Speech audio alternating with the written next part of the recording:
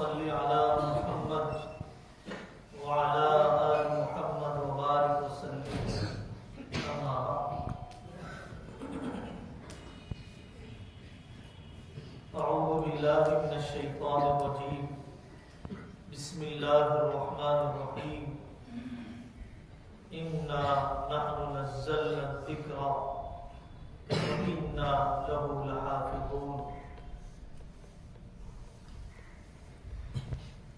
صدق اللہ العظیم. میرے عزیزو، صرف حافظ قرآن بننے کی نیت نہیں کرنا ہے، بلکہ خادم قرآن بننے کی نیت ہے. زندگی کی آخری سانس تک مجھے قرآن کا خادم بننا ہے. قرآن ایسی کتاب نہیں ہے کہ حفظ میں پڑھی جائے، عالمیت میں چھوڑ دی جائے، جوانی میں پڑھی جائے، بڑھاپے میں چھوڑ دی جائے. لا تنقضی عجائبہ. قرآن کے عجوبے، قرآن کے علوم، قرآن کے اندر چھپے ہوئے راز کبھی ختم ہونے والے نہیں ہیں. تو حافظ قرآن بھی بننا ہے، خادم قرآن بھی بننا ہے. حافظ بننا بھی ہے، حافظ مرنا بھی ہے. حضرت علی میاں ندوی رحمۃ اللہ علیہ فرماتے تھے کہ حاجی بننے والے بہت ہیں، حاجی بن کر مرنے والے کم ہیں. حافظ بننے والے بہت ہیں، ہم اضافہ کر رہے ہیں. حافظ ہونے کی حالت میں مرنے والے کم ہیں. اپنے حفظ قرآن کو زندگی کی آخری سانس تک بچا کر رکھنا.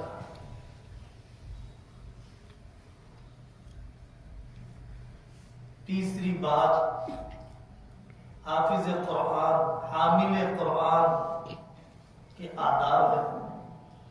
جس منہ سے قرآن پڑھا جائے اس منہ سے گالی گلوچ نہ کی جائے. جس کان سے قرآن سنا جائے اس کان سے گندی چیزوں کو نہ سنا جائے. جس دل میں قرآن ہو اس دل میں گناہ کی گندگیاں نہ ہو، اس کی کوشش کرنا چاہیے. حامل قرآن کے آداب، حامل قرآن کے اخلاق اپنانے کی فکر ہونی چاہیے. زندگی بھر قرآن کو اپنا ساتھی بنائیں. قبر میں بھی وہی قرآن انیس بن جائے. اگر زندگی میں رفیق بنایا تو وہی قرآن قبر میں انیس بن جائے. تسلی دینے والا، دل لگانے والا، انس پیدا کرنے والا بن جائے گا. میرے عزیزوں، برتن میں جب کھانا ڈالنا ہوتا ہے تو امی جان پہلے صاف برتن کو دیکھتی ہے، پھر اس میں کھانا ڈالتی ہے. اس دل میں جب اللہ کو لانا ہو تو دل کے برتن کو پہلے صاف کیا جائے گناہوں سے، تب جا کر یہ اللہ کے آنے کے قابل بنے گا. صرف برتن کا صاف ہونا کافی نہیں ہے، جس چمچ سے ڈالا جاتا ہے اس کا بھی صاف ہونا ضروری ہے. اور حفظ کرنے کا چمچ آدمی کی زبان، علم کی چمچ آنکھ اور کان، ان ذریعوں سے آدمی علم لیتا ہے اور دل کے برتن میں ڈالتا ہے. تو علم کے مدخل کا بھی پاک ہونا ضروری ہے، علم کے مسکن کا بھی پاک ہونا ضروری ہے، علم کے مسکن کا بھی پاک ہونا ضروری ہے، علم کے وسائل کا بھی پاک ہونا ضروری ہے، برتن کا بھی پاک ہونا ضروری ہے، چمچ کا بھی پاک ہونا بغیر قرآن دل میں نہیں آئے گا. اپنی نورانیت باقی آپ رکھ نہیں پائیں گے. قرآن بہت بے نیاز ہے. جیسے منزل قرآن، قرآن کے اتارنے والی اللہ کی ذات بے نیاز ہے. اللہ کی ذات بے نیاز ہے، قرآن بھی بے نیاز ہے. ہم اگر اس کو نظر انداز کر دیں گے تو وہ بھی ہمیں چھوڑ کے چلا جائے گا. ہم قرآن کا خیال نہیں رکھیں گے وہ بھی ہمیں چھوڑ کے چلا جائے گا. قرآن حفظ کرنے کی فضیلت بھی ہے، قرآن بھولنے کا گناہ بھی ہے. نسیان قرآن کا گناہ. وقال الرسول یا ربی ان قوم اتخذوا هذا القرآن مہجورا. اللہ کے رسول صلی اللہ علیہ وسلم قیامت کے دن شکایت کریں گے، اے اللہ میری قوم نے قرآن کو چھوڑ دیا.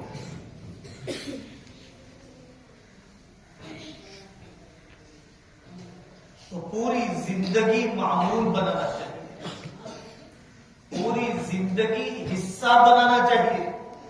روزانہ میں 1 منزل پڑھوں گا، روزانہ 11 پارے پڑھوں گا، روزانہ 3 پارے پڑھوں گا، روزانہ چاند کی جو تاریخ ہوگی اس تاریخ والا پارا پڑھوں گا. آج اگر رجب کی 3 تاریخ ہے تو میں 3 پارا پڑھوں گا. جس دن جنازہ اٹھے گا اس دن بھی پڑھوں گا. جب تراویح پڑھانا نہیں ہوگا تب بھی میں پڑھوں گا. ایسے لوگ موجود ہیں، ایسے لوگ ہر زمانے میں موجود رہے. اس عمر میں آپ نیت کر لیں گے بچی کچی پوری زندگی قرآن سے تعلق بنا رہے گا. تو جیسے قرآن کے اتارنے والے اللہ بے نیاز ہے، قرآن بھی بے نیاز ہے. ہمیں نظر انداز نہیں کرنا ہے. دیکھیے پیر ذوالفقار صاحب دعوت برکاتی فرماتے ہیں، قصہ سنا. امریکہ میں ایک جگہ پر بیٹھک ہوئی، ہر مذہب والے جمع ہو گئے اور سب سے کہا گیا کہ گاڈ ورڈ ہمیں سنانا ہے، خدائی الفاظ سنانا ہے.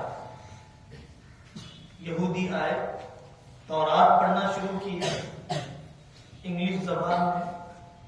اللہ نے انگلش میں تو تورات نہیں اتارا، عبرانی سریانی زبان میں اتارا. وہ کہا ایک آدمی بائبل پڑھنے کے لیے آیا، اس نے انگلش میں بائبل پڑھنا شروع کیا.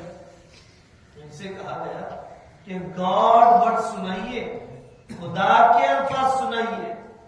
کیا اللہ نے جیسے اتارا تھا ویسے بائبل باقی ہے؟ انجیل ویسی ہی باقی ہے؟ کیا اللہ نے انگلش میں اتارا تھا؟ پھر جب مسلمان عالم دین کی باری آئی تو انہوں نے کھڑے ہو کر الحمدللہ رب العالمین پڑھ کر کہا یہی الفاظ میرے اللہ نے اتارے، یہی الفاظ میرے اللہ نے اتارے. اللہ کا کلام، اللہ کا کلام، اللہ کا کلام اس زمین پر صرف قرآن. اس لیے میرا عزیزوں قدر ہونی چاہیے. نور میں ڈوبے ہوئے ہیں، صبح سے شام تک قرآن کا مشغلہ. بس ہمیں گناہ سے بچنے کی فکر کرنا چاہیے تاکہ یہ نورانیت باقی رہے. اے سی چالو کر دی جائے، کھڑکیاں کھلی ہو، ٹھنڈک باقی رہے گی. ایسے ہی دل میں قرآن کے نور کا اے سی چالو ہو، آنکھ کان منہ کے گناہ کے دروازے کھلے ہو تو دل میں تلاوت کے نور کا جو اے سی ہے اس کی ٹھنڈک بھی دل میں باقی نہیں رہے گی.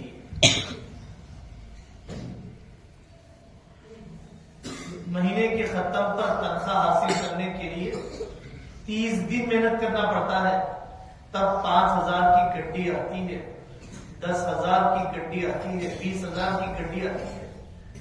جلانے کے لیے کتنے دن لگتے ہیں چولہے میں؟ 5,000 کی گڈی کو چولہے میں جلانے کے لیے کتنے دن لگتے ہیں؟ کمانے کے لیے 30 دن ہے، جلانے کے لیے چند منٹ چاہیے۔ اسی طریقے سے گھنٹوں کی تلاوت نے نور کی گڈی کو اکٹھا کر دیا۔ اب آپ گھر پر جا کر، جمعرات کو گھر پہ جا کر اپنے نور کی گڈی کو گناہ کے چولہے میں مت رکھیے۔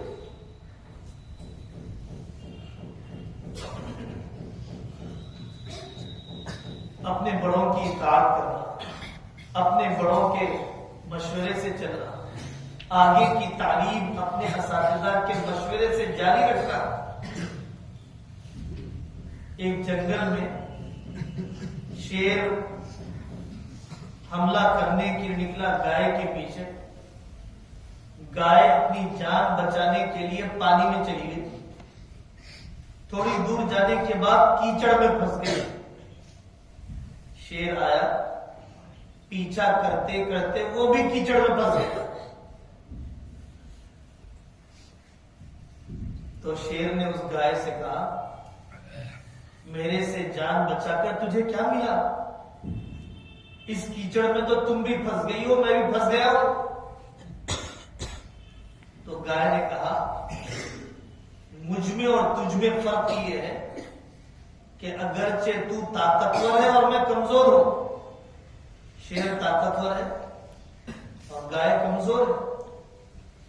میں کمزور ہو کر بھی ایک مالک کی مان کے چلتی ہوں، اور تو طاقتور ہے لیکن تیرا کوئی مالک نہیں ہے۔ اب سورج ڈوبے گا، میرا مالک میری تلاش میں نکلے گا اور مجھے اس کیچڑ سے نکال کر لے جائے۔ تم طاقتور ہو، تمہارا کوئی مالک نہیں، تم کسی کے ماتحت نہیں ہو، تمہیں کیچڑ سے نکالنے کے لیے کوئی نہیں آئے گا۔ تو آپ اس شیر کی طرح بے لگام مت بنیے، اس گائے کی طرح ایک مالک کی، ایک اللہ والے کی، ایک شیخ کی، ایک استاد کی مان کے چلنے والے بنیے۔ کمزور ہو کر بھی ترقی کر جائیں گے اگر ایک کی مان کر چلے۔ ماں باپ کی اہمیت، ماں باپ کی قدر، ماں باپ کی دعا لینا، ماں باپ پر اخراجات کا بوجھ نہ ڈالنا، ہر جمعرات کو گھر نہ جانا، بازاری کھانے کا عادی نہ بننا۔ محمد بن منکدر رحمۃ اللہ علیہ اپنی والدہ کا پیر یہاں پر رکھ لیتے اور فرماتے، امی جنت کا مزہ آ رہا، امی جنت کا مزہ آ رہا۔ گھر دل دکھانے کے لیے مت جائیے، دعا لینے کے لیے جائیے۔ گھر بے نمازی بننے کے لیے مت جائیے، بلکہ اپنا گھر کا ماحول بدلنے کے لیے جائیے۔ امام ابو حنیفہ رحمۃ اللہ علیہ اپنی والدہ کی خدمت اتنی کرتے تھے کہ مسئلہ پوچھنے کے لیے اس زمانے کے عالم کے پاس اونٹ پر بٹھا کر اطمینان سے لے جاتے تھے۔ حضرت عثمان رضی اللہ عنہ اسلام قبول کرنے کے بعد کبھی اپنی ماں کی آنکھ میں آنکھ ملا کر بات نہیں کی۔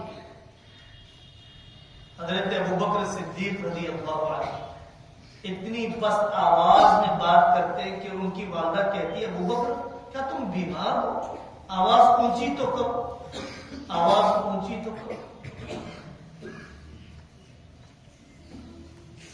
اسی لیے میرے عزیزوں، اپنے والدین کی خدمت اور اپنے والدین کی اطاعت، اپنے والدین کی تمناؤں کے مطابق اترنا، کس کا باپ کیسی محنت کر رہا ہے، کس کی ماں کیا خواب دیکھ رہی ہے، کس کے بھائی کس کاروبار میں اپنے آپ کو تھکا رہے ہیں.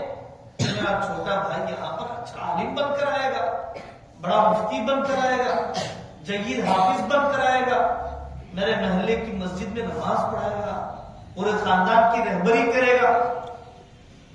ہم ان کے خوابوں کو پورا کرنے والا بنے، ان کی آنکھوں میں دھول جھونکنے والے نہ بنے. اور آخری بات کنواں جب کھودا جاتا ہے، بورنگ جب ڈالی جاتی ہے، 100 فٹ پر اگر پانی ہے،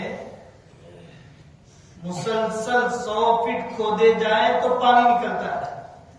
10 فٹ 10 جگہ پر کھودے جائے تو پانی نکلے گا؟ نہیں نکلے گا. 30 منزلیں پر جانا ہے، مسلسل چلیں گے 3 دن میں پہنچ جائیں گے. سوتے اٹھتے بیٹھتے کھاتے جائیں گے، 30 سال بھی نہیں پہنچیں گے، 30 سال بھی نہیں پہنچیں گے. حفظ قرآن 4 سال میں ہو جاتا ہے، 5 سال میں ہو جاتا ہے، لیکن دعوتوں میں جا کر، دوستیوں میں جا کر 4 سال میں نہیں، 6 سال میں بھی نہیں ہوا. اپنے سفر کی مدت کو بڑھا دیا اپنی غیر حاضری کی وجہ سے. 4 سال کا حفظ 6 سال میں ہو رہا ہے، اور غیر حاضری کے ساتھ ہوا تو جو پڑھا ہوا ہے وہ پختہ بھی نہیں ہے. اختیاری حاضری، اختیاری غیر حاضری، غیر اختیاری غیر حاضری. بیماری ہو گئی، گھر جانا پڑا مجبوراً، غیر اختیاری غیر حاضری ہونے ہی والی ہے. بیماریوں کی غیر حاضری ہونے ہی والی ہے، پھر دعوتوں کی وجہ سے غیر حاضری کر دی تو غیر حاضری کی مقدار بڑھ گئی، آپ نے اپنا سفر لمبا کر دیا. تو میرے عزیزوں، پکا حافظ قرآن وہی بنتا ہے جو عاشق قرآن ہوتا ہے. جو عاشق قرآن نہیں بنے گا وہ پختہ حافظ قرآن بھی.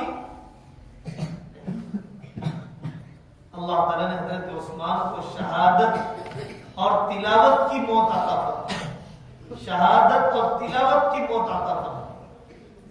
تو حافظ بننا بھی ہے، حافظ مرنا بھی ہے. حافظ قرآن بھی بننا ہے، خادم قرآن بھی.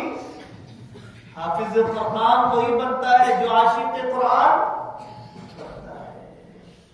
اپنے علم کے دروازوں کو پاک رکھنا ہے، بازاری کھانے سے بچانا ہے.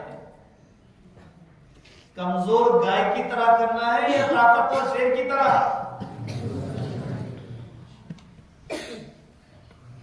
اور والدین کو ناراض نہیں کرنا، غیر حاضری کو اپنی نہیں بڑھانا ہے، ورنہ ہمارا علمی سفر لمبا ہو جائے گا.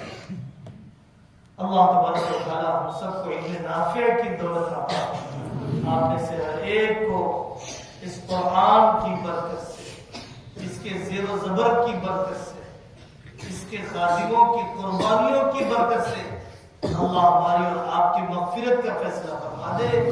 ہماری نسلوں میں قرآن کے خادموں کو پیدا فرما دے، آخری سانس تک دین کا خادم بنے رہنے اور دین کا خادم مرنے کی اللہ ہمیں توفیق عطا فرمائے. وآخر دعوانا ان الحمد للہ رب العالمین.